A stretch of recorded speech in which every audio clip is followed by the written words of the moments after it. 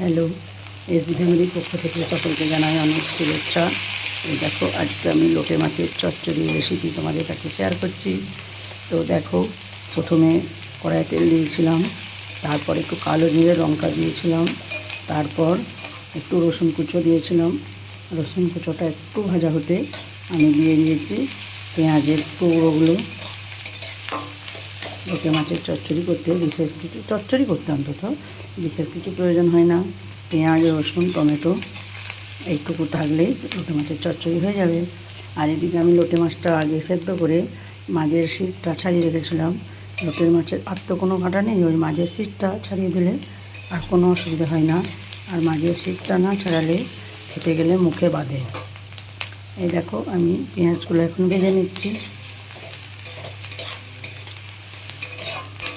তারপর আমি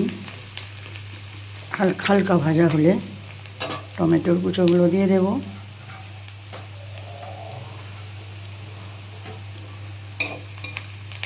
খুব বেশি কড়া করে লাল করব না।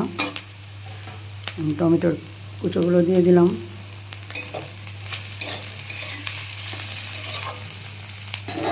একটু নুন দিয়ে দিই,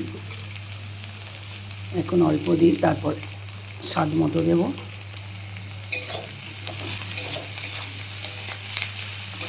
নুনটা দিলাম, পেঁয়াজগুলো আর এই টমেটোটা নরম হয়ে যাবে। সব সময় লোটে মাছ খাওয়া হয় না, বাড়ির সব সদস্য পছন্দ করে না, তো সেই জন্য আর হয় না। তো আজকে লোটে মাছের চচ্চড়ি করছি, আমার খুব ভালো লাগে। আর এক দুজনের ভালো লাগে, আর এক দুজনের ভালো লাগে না, তো সেই কারণে হয়ে ওঠে না।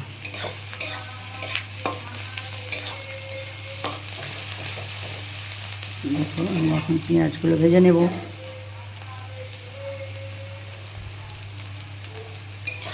তো বন্ধুরা, তোমরা লোটে মাছ পছন্দ করো কি না, বা এরকম লোটে মাছের চচ্চড়ি বানিয়ে খাও কি না জানিও।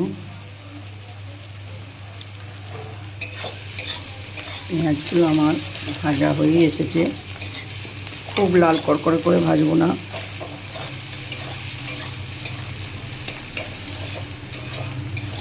একবার এক মাসিমা লোটে মাছের চচ্চড়ি করে খাইয়েছিল, এত সুন্দর খেয়েছিলাম। তো এখনও লোটে মাছ হলেই সেই মাসিমায়ের কথা মনে পড়ে। তো সেই রকম লোটে মাছের স্বাদ আর নিজে আর রেডি করতে পারি না। তো মাসিমা খুব ভালোবাসতো। তো যাই কিছু হোক না কেন, আমাদেরকে খাওয়াতো। আমরা তখন ভাড়া বাড়িতে ছিলাম, ওই মাসিমায়েরই বাড়িতে ভাড়া ছিলাম, কিন্তু মনে হতো না যে আমরা ভাড়া আছি, মনে হতো যেন আমরা একই ফ্যামিলির মানুষ। সেই জন্য এই লোটে মাছ নাম হলে বা লোটে মাছ রান্না করলে ওই মাসিমায়ের কথা মনে পড়ে যায়। দেখো, মশলাটা আমি রেডি করে রেখেছিলাম। আদা বাটা, জিরে গুঁড়ো, একটু ধনে গুঁড়ো আর হলুদ দিয়ে দিয়েছি এর সাথে, আর একটু গরম মশলা গুঁড়ো। এই মশলাটা আমি দিয়ে দিলাম। খুব বেশি মশলা লাগে না, ঝোল তো না যে খুব বেশি মশলা লাগবে। তো চচ্চড়ি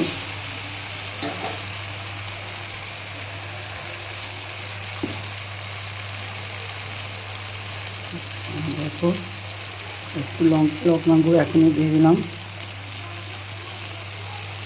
আর এই কাঁচা লঙ্কা টুকরোগুলো দিয়ে দিলাম। এরপর এটা একটু কষিয়ে নেব। এই লোটে মাছের চচ্চড়ি একটু ঝাল ঝাল হলে ভালো লাগে। দেখো, আমি আরেকটু লঙ্কা গুঁড়ো দিয়ে দিলাম।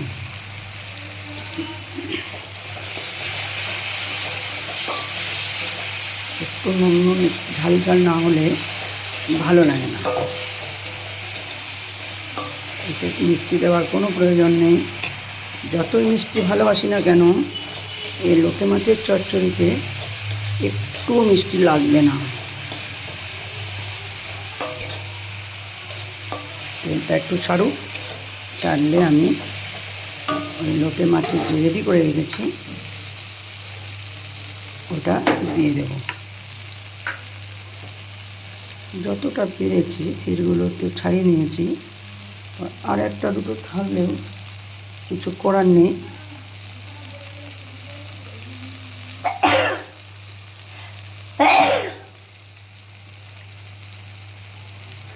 এই সিটগুলো এর জন্যই অসুবিধা হয়, সিটগুলো ছাড়াতে টাইম লাগে।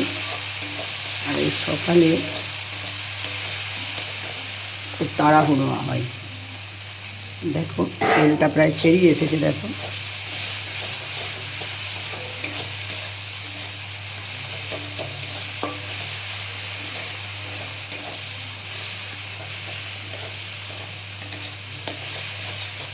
তেলটা ছেড়ে দিয়েছে, টমেটোগুলো নরম হয়ে গেছে। আমি এখন লোটে মাছের রেডি করা লোটে মাছটা দিয়ে দিলাম।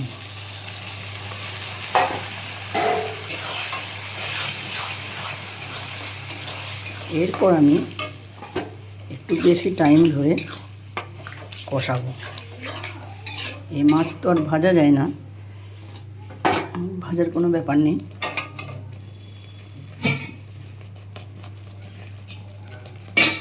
কাজেই কষিয়ে কষিয়ে চচ্চড়ির মতো করে নেব। দেখো এই জলটা টানিয়ে নেব, জলটা শুকিয়ে গেলেই চচ্চড়ির মতো হয়ে যাবে। এখানে আর একটু হলুদ লাগবে, আর একটু লঙ্কা গুঁড়ো।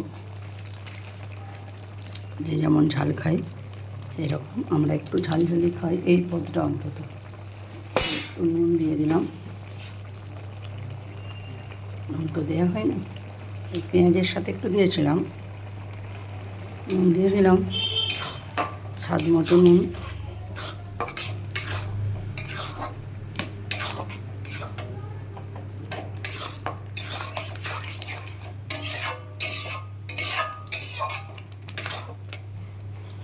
লোটে মাছের চপ খুব ভালো লাগে খেতে। কিনে খাওয়া হয় অবশ্য, বাড়িতে বানিয়ে খাই না কোনোদিন। লোটে মাছের চপ কিনে খাই, বেশ ভালো লাগে খেতে। লোটে মাছের যে একটা আলাদা গন্ধ আছে না, ওই গন্ধটা যারা খায় তারা খুব ভালোবাসে, যারা খায় না তাদের ভালো লাগবে না, এটা তো স্বাভাবিক। আর এটা আমি এখন টানিয়ে নেব জলটা, তারপর ধনেপাতা কুচো দিয়ে নামিয়ে নেব। তাহলে হয়ে গেল আমাদের লোটে মাছের চচ্চড়ি।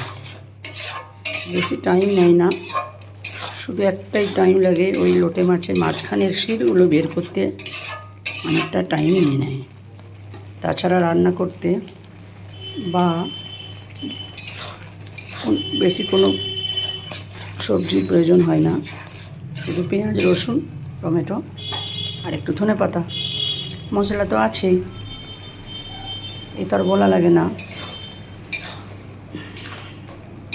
তো বন্ধুরা দেখো, এই ভিডিওটা আমি আর বাড়াচ্ছি না, এই জলটা আমি এখন টানিয়ে নেব, তারপর নামাবার একটু আগে ধনেপাতা কুচোগুলো দিয়ে নামিয়ে নেব। তাহলেই আমার হয়ে গেল লোটে মাছের চচ্চড়ি। বন্ধুরা তোমরা কে কে লোটে মাছের চচ্চড়ি খেতে ভালোবাসো জানিও, আর সকলে ভালো থেকো, সুস্থ থেকো। আজকের মতো এই পর্যন্ত, বাই।